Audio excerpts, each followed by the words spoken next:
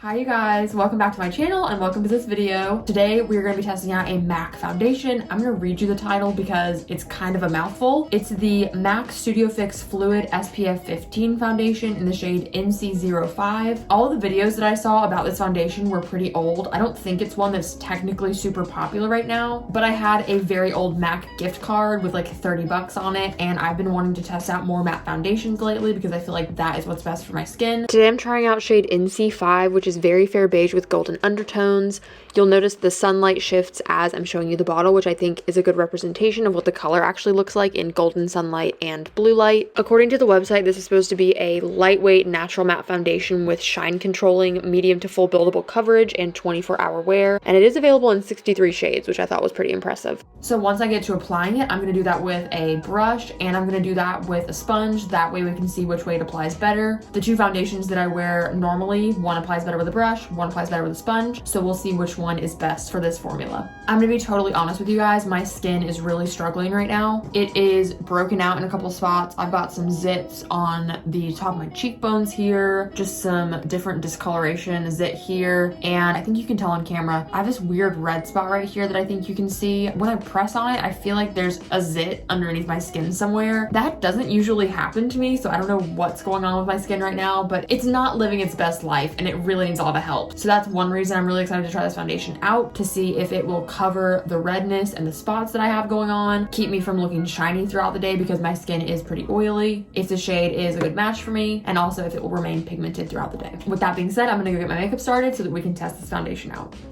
Editing Lydia here, popping on to let you guys know that this video is sponsored by the brand Pink Dust Cosmetics. They sent me over their everything palette to try out, and I just forgot to mention it at the intro to this video. So the next like 3 minutes or so, you'll see me trying out their palette, which I ended up really loving. In that video, I'm not wearing the foundation that I'm trying out today. As I was watching the footage, I was like, this seems a little confusing, so I just wanted to clarify that. And I hope you guys enjoy watching me try out their palette, lipsticks, all that good stuff, as well as the MAC foundation that I'm trying out for the remainder of this video. I am excited to tell you guys that this video is sponsored today by Pink Dust Cosmetics, and they were nice enough to send me over their Everything eyeshadow palette, which I'm about to use. They also sent over some lip products that I'll be using for the look today. Please ignore the fake tan on my hands, it's kind of bad. So I'm gonna go start my makeup really quick and then catch back up with you guys when I'm applying my eyeshadow using Pink Dust's Everything palette. Alrighty, I've got my little headband on now and I have a lot of eye primer on, so that's why my eyelids look so much paler than the rest of my face.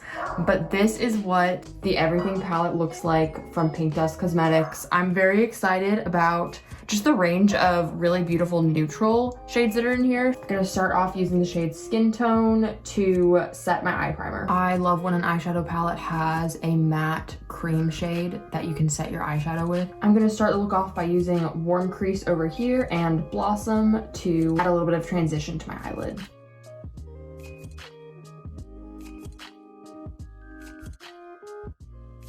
I'm gonna take the shade Chocolate now.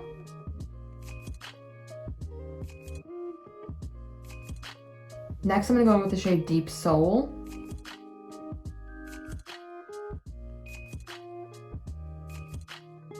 And last, I'm gonna use the shade Champagne here, which is this nice shimmery tone. I'm gonna go throw on some more of my makeup, and then I'll pop back over when I'm ready to apply blush and highlighter, since this little palette has all of that included. I'm gonna finish off my eye look now that I have my concealer and everything on. For blush, I'm gonna dip into this gorgeous peach shade. The shade is called Peach Cheeks.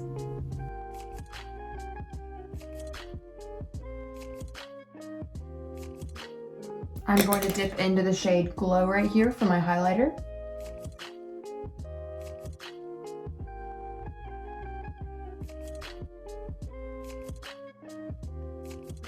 I'm gonna go finish off my makeup, maybe fix my hair, and then pop back on when I'm ready to apply my lip products. First things first, I'm gonna go in with a lip liner. I always have to have a lip liner, so this is the Forever Lined lip liners in the shade Spiced Out. I'm gonna show you the color.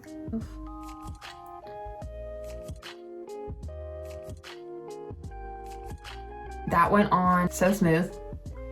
Love it. Next, I'm gonna go in with the Luxury Matte Lipstick in the shade Bianca.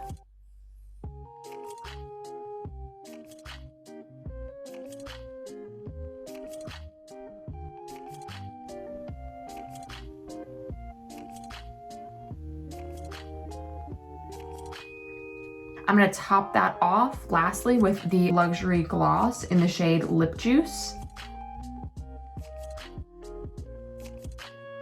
And here we have it, my finished look using all of these great products from Pink Dust. This is the first time I tried them out, and I'm honestly really impressed by the whole palette itself. The blushes, the eyeshadows, all of them worked really well. I love palettes that have everything all in one spot like that. So thank you again to Pink Dust for sponsoring this little segment that I'm inserting at the beginning of my video here. I really like the way this look turned out. Alrighty, that wraps up my segment for Pink Dust Cosmetics. I really enjoyed that palette. I have it on my eyes today. I've been using it a lot lately, to be totally honest. Ever since I got it, it's become one of my staples, and I'm really grateful that they wanted to sponsor this video. Now we can move into the rest of the video where I'm trying out this MAC foundation.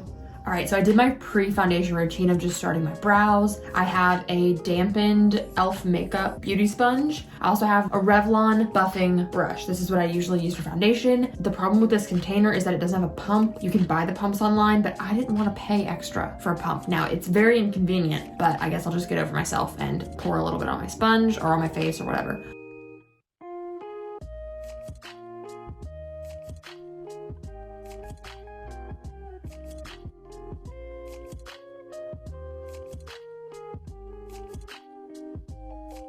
Just went in with a little bit more on the sponge because I didn't feel like it was covering quite as much as I wanted it to or was expecting to.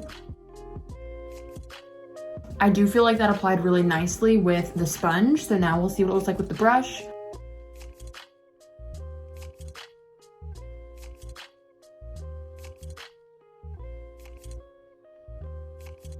I feel like it applied really nicely on the side with the beauty sponge. I went over this twice with product, so that's got 2 layers technically. But then on the left side, I just did the 1 layer and it applied fuller coverage, which does tend to happen with a brush because it's not absorbing product in the same way. I think it does look slightly smoother, like around my nose area. Let me get in the sunlight, maybe you can see better. On the nose area on this side, I feel like it looks just a little bit smoother than it does on this side, but that's honestly just me being really picky.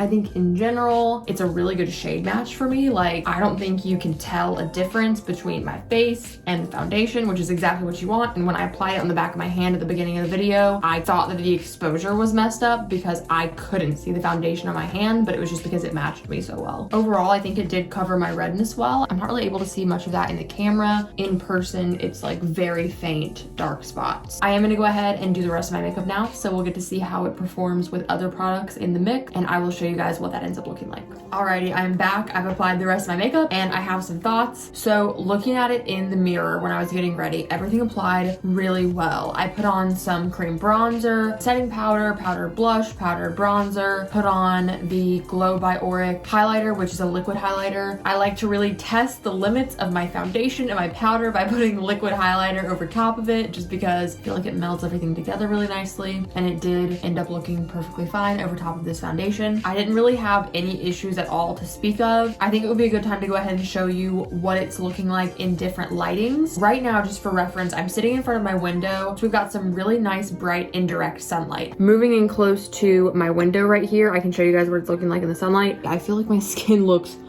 so smooth, and my makeup applied so nicely over top of it today, which obviously helps. All right, moving over to my other window, we have some more indirect sunlight just to take a peek at how it looks. I feel like it looks very matte, which I love, very full coverage, and yeah, no complaints. All right, moving over to my little makeup table. These are my big box lights that I don't have a filter over because I want them to be as bright as possible when I'm doing my makeup. It's a little bit shadowy, but you can see what it's looking like in this unnatural lighting. My highlighter, I feel like, is kind of stealing the show today, but you can see my skin really doesn't look textured at all. Some of my zits do show through a little bit, but I'm so pleased with how it's looking under these lights. Let's go to my bathroom and see what that looks like. Alrighty, here we have some very unnatural light. This is pretty horrendous, if I'm being honest with you. My bronzer clung a little bit to this area, but I'm pretty sure it's just because I had acne going on and I'm not great at applying bronzer. Even though this is really bad lighting, it still looks nice and really smooth.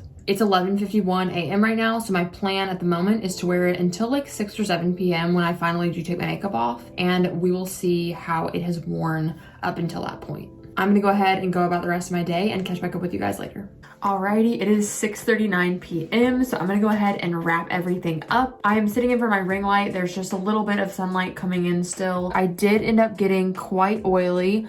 My nose is just shiny, just living its best greasy life. My contacts have been bothering my eyes, so that's why they look kind of red right now. Let me pop over really quickly to my other lighting that I showed you guys earlier, the bathroom lighting and the fluorescent lighting, and then I will wrap up my final thoughts. Here I am just in front of this window again that I showed earlier in the video. I thought this would be a good spot to do some zoom in footage just because in front of the ring light tends to look a little overexposed. I feel like this is a good example of what it's looking like at this point in the day now that I've had this on for about 6 or 7 hours or so. Fluorescent lighting again, here we are. I'm gonna be honest, after looking at it sitting here, I am really impressed. I feel like the pigment has lasted super well, even though I'm very shiny, but I do usually powder myself throughout the day. Let's move to the bathroom lighting and see what that looks like. Okay, lastly, my really horrific bathroom lighting. This is what the foundation looks like in here. Just a bit of gathering beside the nose, but nothing crazy. I am really into the level of coverage that I do still have. I feel like this coverage is really good still, and I'm honestly just kind of impressed. Like, definitely gonna keep wearing this. So some of the things that I was wanting to find out at the beginning of this video were, is my skin gonna get oily? Will the different like problem areas on my face, are they gonna stay covered? Did the foundation remain nicely pigmented throughout the day? And did my skin's texture start to look bad as time went on? Now, if I'm being totally honest, I feel like this foundation is really similar and kind of comparable to the other ones that I mentioned earlier. And that would be the Haley's Beauty Reset Liquid Matte or whatever it's called. And then the CoverGirl Color Stay foundation. I don't feel like it tops the other ones, but I definitely feel like I'll keep using it alongside those foundations. But unfortunately, I don't feel like it solves all of the problems that I was hoping it would. I would say that some of the best things about this foundation are that my skin has remained really smooth and like poreless looking all day. And then just the coverage in general has been really nice. I think that I will keep wearing this foundation. I'm interested to keep testing it against my other two favorites, and maybe that way over time I can decide which one truly is the best out of the three. With all that being said, that pretty much wraps up this video. Thank you guys so much for watching, and as always, feel free to chat with me in the comments below. I try to respond to everyone as best I can. Of course, it always helps me out if you guys like the video and subscribe and all that good stuff. You can also find my other social medias down in the description. My Instagram is mua.lydia, and then on TikTok, I'm Lydia Grace, GRAYCE. Those will both be linked below, as well as a link to the foundation and a list of products that I wore in this video today. Thank you guys so much for watching, and I will catch you on the next one.